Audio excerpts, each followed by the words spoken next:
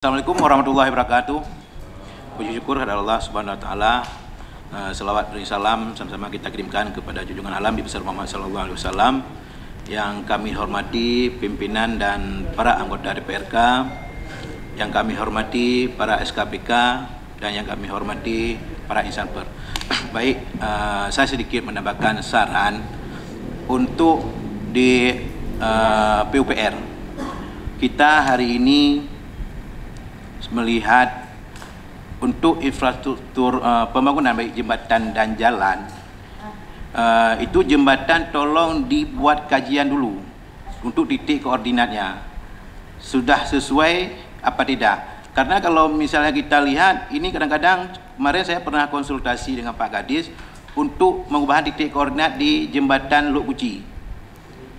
Jembatan Lok Kuci itu yang titik koordinat yang ditukar sekarang itu sekitar 200 meter. Ada yang sedikitnya di atasnya lagi itu bisa 100 meter. Saya rasa untuk menghematkan anggaran PPK kita perlu buat kajian yang mana yang lebih hemat, yang mana yang lebih efektif, dan yang mana yang dapat dirasakan manfaat oleh masyarakat, bisa dipergunakan untuk akses baik anak sekolah dan lainnya.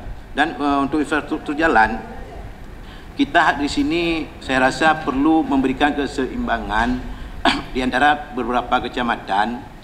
Itu terkadang ada satu desa yang belum pernah tersentuh pembangunan sedikit pun. Itu saya rasa perlu dibuat pembagian. Walaupun 100 meter ataupun walaupun 50 meter, yang penting ada. Itu.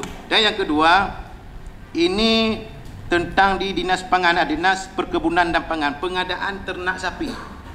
Itu data penerima pengadaannya siapa-siapa saja. Ini kita jangan terkesannya pakai metode lama.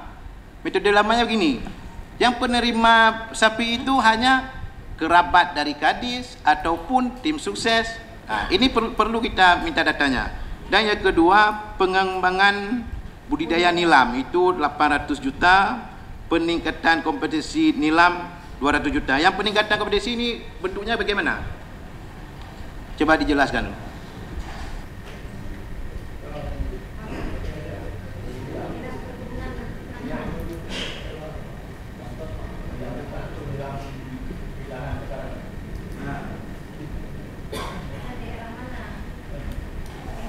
Baik, terima kasih. Assalamualaikum warahmatullahi wabarakatuh.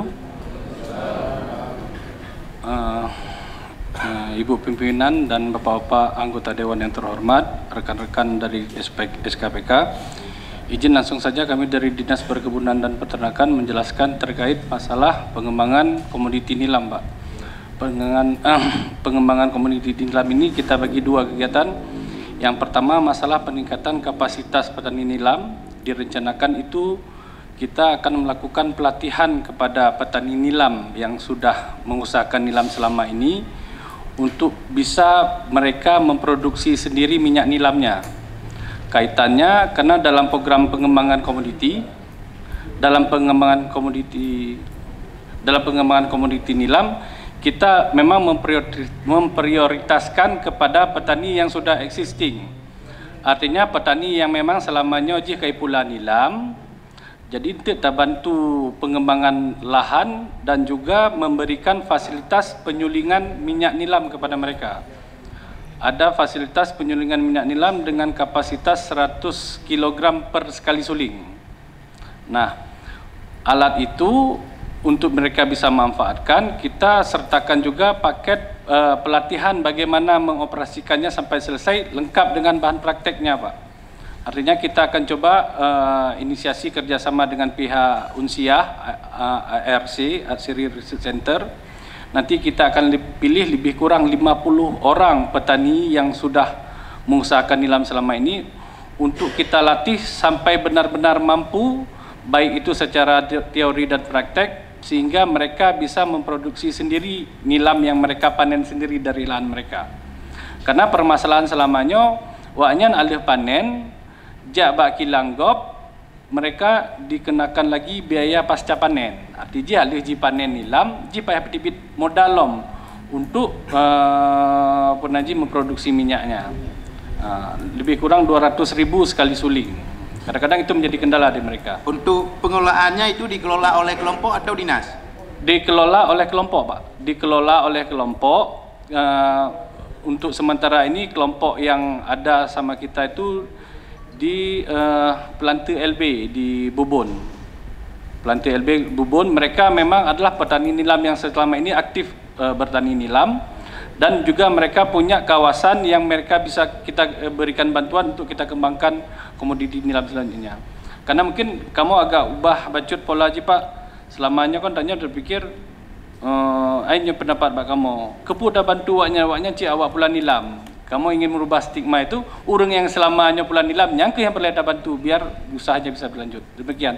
Assalamualaikum warahmatullahi wabarakatuh. Baik Pak. Jadi pengadaan satu paket ini khusus untuk satu kelompok petani nilam tersebut. Apakah bisa dimanfaatkan oleh kelompok-kelompok lain? Ini kan kita kelompoknya banyak. Ya Pak.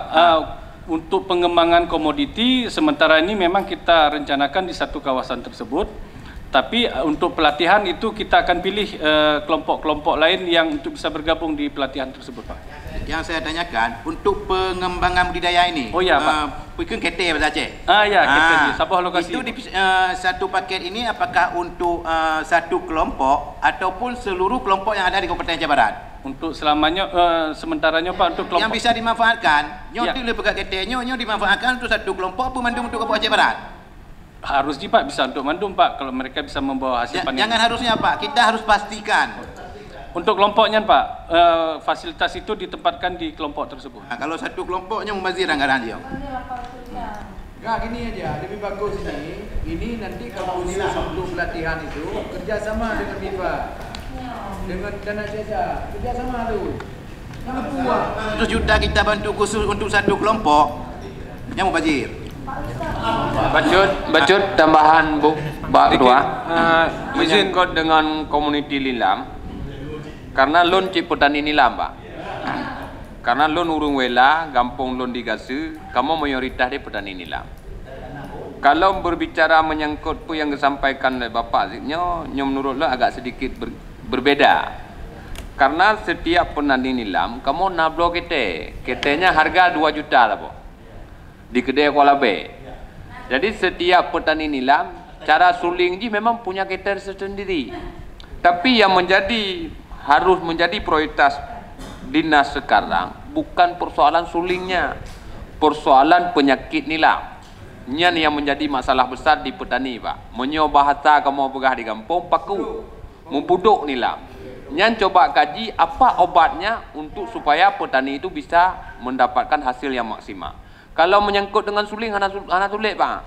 Tinggal pegot kete jika nak ahli kemudian di wela, nyo padum pedubit dataran ji sekilo 8 on, 6 on, ada kajian tersendiri.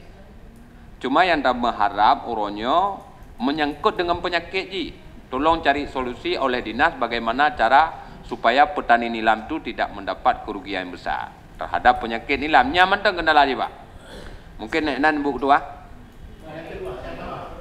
Yang menyoget penyakit nilam tadi berarti minyak nilam kan on jim tama mamnya tak apa kaya 800 juta anggaran untuk kelompok di Bubun mentong lo rasanya na permainan. Tolong Pak Wista. Halo bang siapa Pak Wista? Halo Pak Wista, apabila na usulan lagi nyo daripadnya usulan dari kelompok to dan to perlu pertimbangan Pak beat saya setujui ju. Izin pimpinan.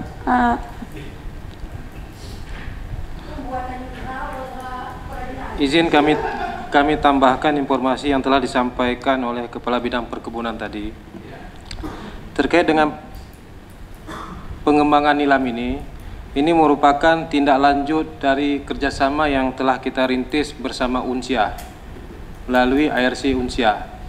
Adapun RAP ini juga RAP yang telah kita bahas bersama dengan Unsia, dalam hal ini dengan Dr. Saifullah Muhammad. Cuman ada yang luput dari penjelasan tadi, bahwa pengembangan nilam yang akan kita rencanakan ke depan ini bukan hanya sebatas budidaya dan menjadikan minyak nilam, tapi kita masuk kepada hilirisasi. Nanti diharapkan petani-petani nilam ini tidak hanya menjual minyak nilam, yang mana kalau minyak nilam yang diproduksi hanya minyak nilam saja yang diproduksi, maka harga di petani itu bisa fluktuatif, bisa dipermainkan. Oleh karenanya ARC Unsia mengharapkan petani nilam itu bisa menghasilkan produk yang memiliki nilai tambah lebih besar, yaitu minyak wangi, kemudian dan obat-obatan anti-aging urinong. Ini yang ingin dilakukan di Aceh Barat. Ini bukan sederhana, bukan kita nyo pujuk-pujuk di lapangan. Nanti yang akan mengendalikan ini, yang akan kiban apakah bahasa sederhana aja, yang akan mengembangkan di lapangannya, ini tim ARC Unsia, Pak. Begitu. Ini sedikit tambahan dari kami. Tapi Pak kan, saya rasa kalau memang ini perlu, itu tidak perlu dibagikan untuk kelompok tani. Buat satu kelompok khusus untuk mengolah. Kalau kita bagi kelompok tani, kita masih banyak kali tani nilam di Aceh Barat. Berapa ratus miliar kita perlukan. Operasi tertentu barangkali. Iya, bisa. Satu kelompok buat satu wadah. Kelompok khusus mengelola. Jadi semua petani di Aceh Barat itu bisa membawa hasil panen mereka untuk dikelola di kelompok tersebut. Nah, yang kedua, Pak, yang saya tengok, pengadaan ternak sapi. Ya, kami tambahkan juga, Pak, ya, terkait dengan nanti bisa ditambahkan secara teknis lagi.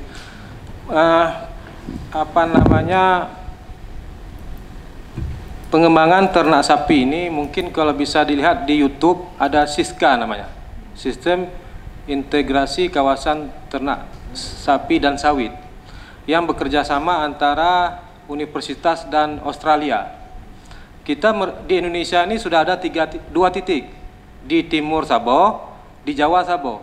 Kemudian berdasarkan lobby tanya selama ini, insya Allah di Sumatera mentemu-tanya